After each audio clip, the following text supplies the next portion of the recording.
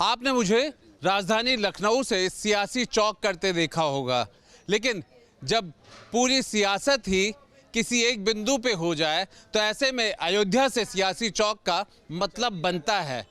क्योंकि अब प्रश्न भी यही उठ रहा है कि श्री कृष्ण जन्मभूमि से जिस तरीके का एक संदेश आया है, मामला कोर्ट में और बात हो रही है कि सर्वे की, ऐसे में एक सवाल है कि क्या काशी, मथुरा, अयोध्या ये एक बड़ा मुद्दे के रूप में बनेंगे और क्या विपक्ष के पास कोई मुद्दा बचेगा भी? आपसे शुरू करते हैं। मैं सुधीर शुक्ला वृंदावन से हूँ। ऐसा है, जो आगामी 2024 का जो चुनाव है, निश्चित तौर पर जो है ये राम जन्मभूमि का है या बांके बिहारी कॉरिडोर का मामला, इस तरह से जितने भी धर्म से संबंधित मुद्दे हैं वो निश्चित तौर पर मुद्दे बनेंगे। और जनता जो पिछले हमने देखा है अतीत में, हमारे जब से भारत आज़ाद हुआ है, एक सनातन धर्म की बात करने वाली पहली सरकार ये है। और जो हमारा करोड़ों वर्ष का हमारा सनातन धर्म है, उनका यहाँ जन्म स्थान है, ठाकुर श्री राम जी का, कृष्ण जी का, उनके बारे में चर्चा और ये लोगों में जागरूकता है। ये पहले लोग इसके बात ही नहीं करते थे और अन्य धर्मों की बातें करते थे, जबकि सनातन धर्म भारत में नहीं रहेगा तो कहाँ रहेगा। तो हमारा ये कहना है। एक है कि धर्म में चारों तरफ ओम शांति चल रही है, क्या यही सियासत की क्रांति होगी 2024 के लिए?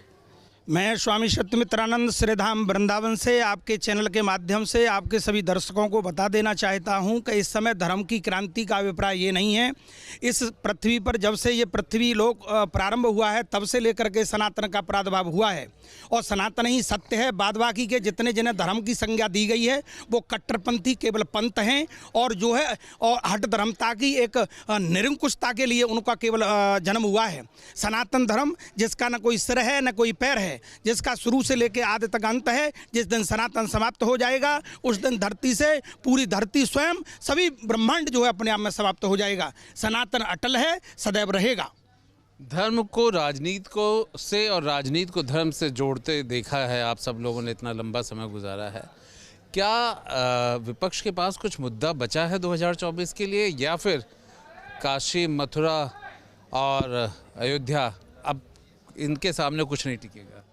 विपक्ष के सामने कोई भी मुद्दा नहीं है।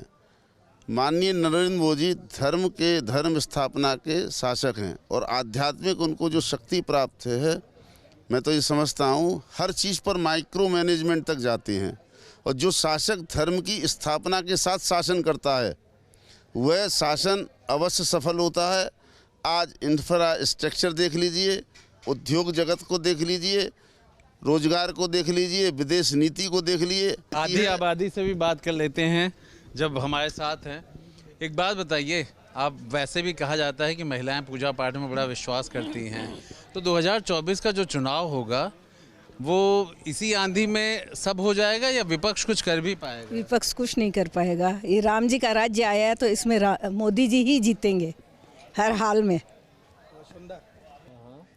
और उनका जो प्रयास है करने का वो सभी बच्चों से लेके बड़ों को सबको पता है। और छोटे 2 साल के बच्चे से पूछो तो वो सिर्फ मोदी जी ही बोलते हैं वो लोग। तो मतलब मोदी जी हैं तो अब कोई सामने नहीं है। अयोध्या, मथुरा का मोदी जी सर्वोपरि है। हाँ? मोदी जी सर्वोपरि है। और देखिए राम राज्य आया है ना, इसमें ऐसा ये राम राज्य की स्थापना हुई है। हाँ। तो सही में लगता है कि राजा राम थे। हमारे रायपुर में मंदिर है राम जी का, उस मूर्ति के आगे हम लोग जाके जब बैठते हैं ना तो सही में लगता है कि उस समय में राजा राम राज्य करते थे, वही राज्य अब आएगा वापस। हाँ, इतना मजबूत हो गया है, मतलब सत्ता क्या इतने मजबूत हो गया मोदी जी, या जो धर्म है उनमें शक्ति है, वो खुद नहीं है मोदी जी, उनके अंदर एक शक्ति है। मोदी जी के अंदर एक शक्ति है, तभी आज इतने बड़े देश को इस ढंग से 24 घंटा से 18 घंटा काम कर रहे हैं। तो शक्ति के बिना थोड़ी न कर सकेगा। और इस अयोध्या को बदल भी रहे हैं, जिस तरह से 22 जनवरी को प्राण प्रतिष्ठा होगा, वैसे ही लोकसभा जो 2024 होगा उसमें भी कुछ अलग रंग होगा ही। लोगों के मन में एक इतनी अच्छी उत्कंठा आई हुई है तो होगा ही वो तो। हर तरह 2024 की सरकार की प्रतिष्ठा होगी। राम जन्म की जो मंदिर की प्रतिष्ठा हो रही है वो 2024 की सरकार की प्रतिष्ठा होगी। आप समझ लीजिए, प्राण प्रतिष्ठा जी। देखिए, ये श्री राम जन्मभूमि के इस पावन क्षेत्र से जो आप दर्शकों को अपने को ये जो संदेश जा रहा है, 2024 का अभिप्राय ये है कि खाली श्री रघुनाथ जी की स्थापना नहीं होने जा रही है, भारत सरकार 400 को पार करने जा रही है। ये पूरे सभी सनातनियों ने संकल्प ले लिया है, सभी के सभी सिरमौर जो है उठ करके खड़े हुए हैं, और जो विपक्षी ठगबंधन जो बैठे हुए हैं, एक भी आपको इस पूरे तूफान में कहीं एक नहीं मिलेगा, ऐसी आप बिल्कुल ये लिख लें आप।